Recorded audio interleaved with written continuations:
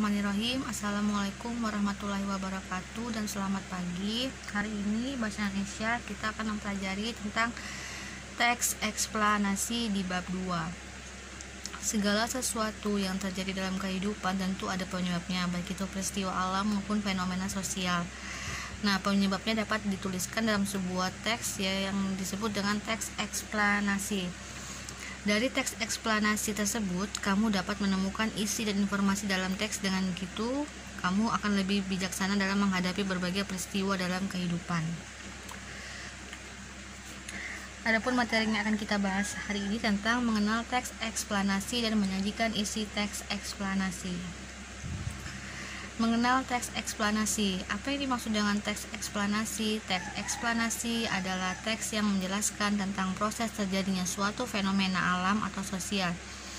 Pada teks eksplanasi, sebuah peristiwa timbul karena adanya peristiwa lainnya dan peristiwa tersebut mengakibatkan peristiwa lainnya lagi. Setiap jenis teks eksplanasi memiliki bagian-bagian atau struktur tertentu. Demikian juga teks eksplanasi juga memiliki bagian-bagian struktur tertentu. Contohnya, dibagi menjadi 3 bagian. Pertama, bagian pernyataan umum. Bagian pernyataan umum ini berisi tentang topik yang akan dijelaskan proses terjadinya atau proses keberadaannya atau proses terbentuknya sebuah kejadian itu. Poin kedua, deretan penjelas. Deretan penjelas di sini berisi tentang penjelasan atau proses-proses bagaimana kejadian itu bisa terbentuk atau bagaimana suatu terjadinya fenomena tersebut. Yang ketiga, interpretasi. Interpretasi bagian ini berisi simpulan atau pernyataan tentang topik atau proses yang dijelaskan pada deretan penjelas. Contohnya kan bisa baca di halaman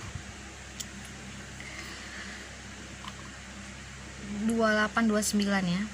Kemudian ciri-ciri teks eksplanasi. 1. Bagian-bagiannya meliputi pernyataan umum seperti Ibu bilang tadi, dibagi menjadi 3, pernyataan umum, urutan sebab akibat, dan interpretasi. Kedua, informasi yang dimuat berdasarkan fakta atau faktual, yaitu benar-benar terjadi tanpa adanya dibuat-buat. Membuat informasi yang bersifat ilmiah atau keilmuan, contohnya itu sains, biasanya ilmu pengetahuan, sifatnya informatif dan tidak berusaha untuk mempengaruhi pembaca untuk percaya terhadap hal yang dibahas. Menggunakan kata urutan, misalnya pertama, kedua, ketiga, dan sebagainya. Bisa juga menggunakan pertama, berikutnya, dan terakhir. Yang B, menyajikan isi teks eksplanasi. Untuk melisankan informasi dari teks eksplanasi memerlukan keterampilan berbicara. Adapun beberapa yang harus diperhatikan sebelum kalian menyampaikan isi teksnya secara lisan, antara lain harus memiliki kepercayaan diri untuk bisa berbicara di depan umum atau di depan banyak orang. Menguasai materi yang akan disampaikan secara lisan, menggunakan bahasa Indonesia yang baik dan benar, menggunakan lafal atau pengucapan yang jelas, menggunakan intonasi atau nada saat berbicara, menggunakan kosakata baku bahasa Indonesia yang baik dan benar, menggunakan kalimat yang efektif.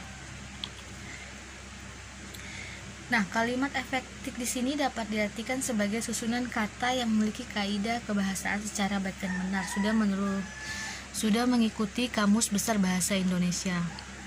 Ciri-ciri kalimat efektif: menggunakan diksi yang tepat, memiliki unsur penting atau minimal subjek predikat, sesuai dengan tata urutan yang ditetapkan, ejaan yang disempurnakan, merujuk pada penghematan penggunaan kata, menggunakan kesejajaran bentuk bahasa yang digunakan, menggunakan variasi struktur kalimat, melakukan penekanan pada ide pokoknya, menggunakan kesepadanan antara struktur bahasa dan jalan pikiran, menyatukan koherensi yang baik dan kompak, memperhatikan paralelisme, didasarkan pada pilihan kata yang tepat dan benar, bentuk komunikasinya yang berharkat, diwarnai kehematan atau singkat. Jadi bentuk kalimat efektif itu tidak bertele-tele, tidak diulang-ulang, sehingga kalimatnya itu singkat, padat, dan jelas dan mudah dimengerti. Syarat kalimat efektif apa saja? antara lain kesatuan atau kohesi. Kesatuan adalah keseimbangan antara gagasan dan keseimbangan struktur bahasa yang dipakai. Kesatuan gagasan kalimat efektif diwujudkan oleh kesepadanan yang kompak dan kepaduan dari pikiran yang baik. Jadi pada syarat pertama itu ada kohesi, yaitu kesatuan di mana antara gagasan dan ide pokoknya itu harus nyambung atau harus seimbang sehingga bisa kompak dan satu pikiran dan kepaduan dari pikiran yang baik. Yang kedua, ciri-ciri kesatuan antara lain terdapat subjek dan predikat, tidak terdapat subjek ganda atau subjeknya ganda dua ya, tidak memakai kata penghubung.